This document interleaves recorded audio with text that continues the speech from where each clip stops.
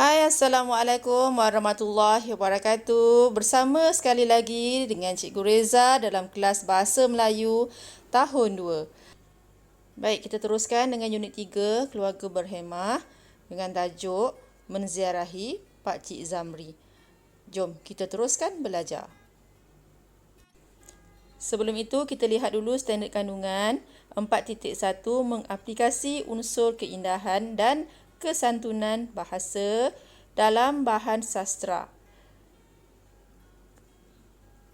Manakala standard pembelajaran pula ialah 4.1.1 bercerita dan menuturkan dialog yang mengandungi gaya bahasa yang indah, iaitu bandingan semacam. Okey, kita lihat pula apakah objektif pembelajarannya pada hari ini. Okey. Pada akhir pembelajaran, murid boleh menuturkan dialog yang mengandungi bandingan semacam dengan intonasi yang sesuai dan bertata susila.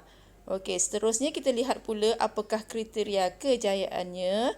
Okey.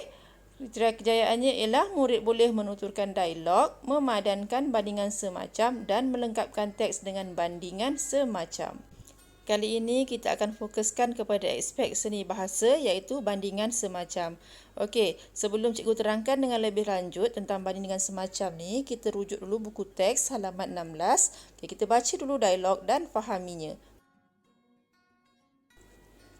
Menziarahi Pak Cik Zamri. Hana dan keluarganya pergi ke rumah Pak Cik Zamri. Rumah Pak Cik Zamri indah seperti mahligai. Mereka dibawa ke ruang tamu. Mereka duduk di atas sofa. Alasnya lembut bak sutera. Jemputlah makan kuih muih ini. Wah, rajinnya makcik membuat kuih. Makcik Aini ini memang rajin macam semut. Ada sahaja resepi kuih baru yang dibuatnya. Sedapnya kuih muih ini makcik. Rasanya manis macam madu. Rasa kuih mestilah manis, Hana.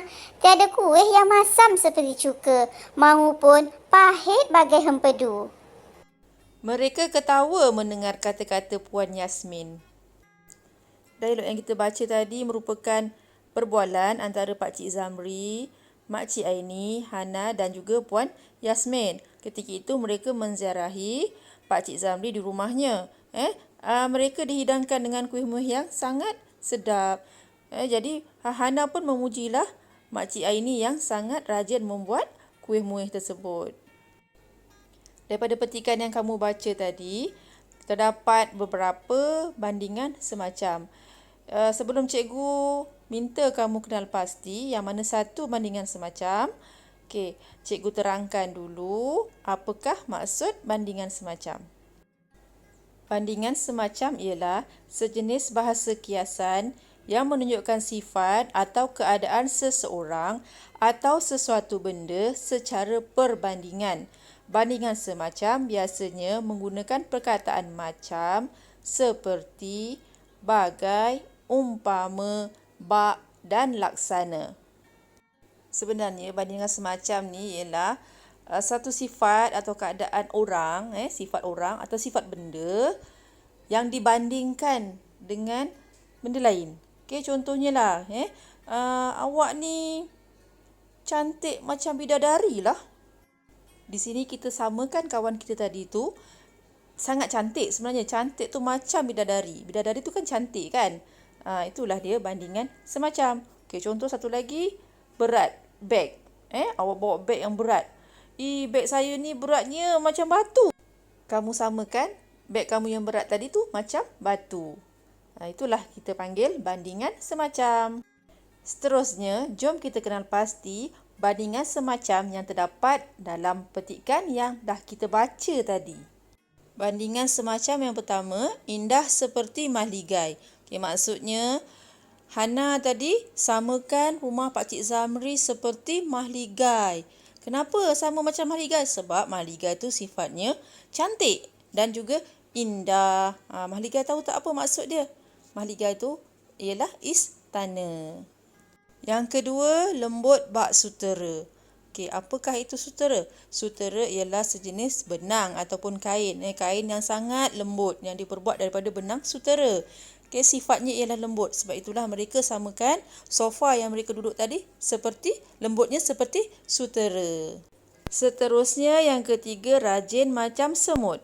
Okey, kenapa samakan dengan semut? Sebab semut adalah binatang ataupun haiwan yang rajin. Mereka setiap hari, setiap masa akan mengumpulkan makanan untuk dibawa ke sarang untuk dijadikan bekalan. Yang keempat, manis macam madu. Okey, disamakan kuih-muih yang dibuat oleh makcik Aini tadi disamakan macam madu. Pernah makan madu tak? Apa rasa madu? Madu rasanya manis. Seterusnya yang kelima, masam seperti cuka. Okey, kenapa? Sebab rasa cuka itu masam. Okey, yang terakhir ialah pahit bagai hempedu. Hempedu tu apa? Okey, hempedu ialah organ dalaman. Kalau kamu pernah tolong mak masak ayam kan, dekat hati tu dia ada satu macam kantong yang berwarna hijau. Itu ialah hempedu. Hempedu tu kena buang. Kalau kita tak buang, nanti bercampur dengan masakan dia jadi pahit. Sebab itulah dia samakan pahit itu bagai hempedu.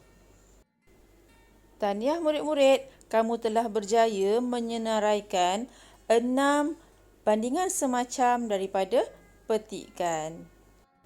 Sebagai latihan pengayaan, cikgu dah sediakan lembaran kerja dalam live worksheet. Jadi kamu siapkan latihan kamu di situ. Apabila dah siap, kamu ambil gambar markah yang kamu peroleh. Kemudian kamu turn in-kan di dalam Google Classroom. Sekian saja pembelajaran kita untuk kali ini. Okey, kita bertemu lagi pada masa akan datang. Selamat belajar dan terima kasih. Bye.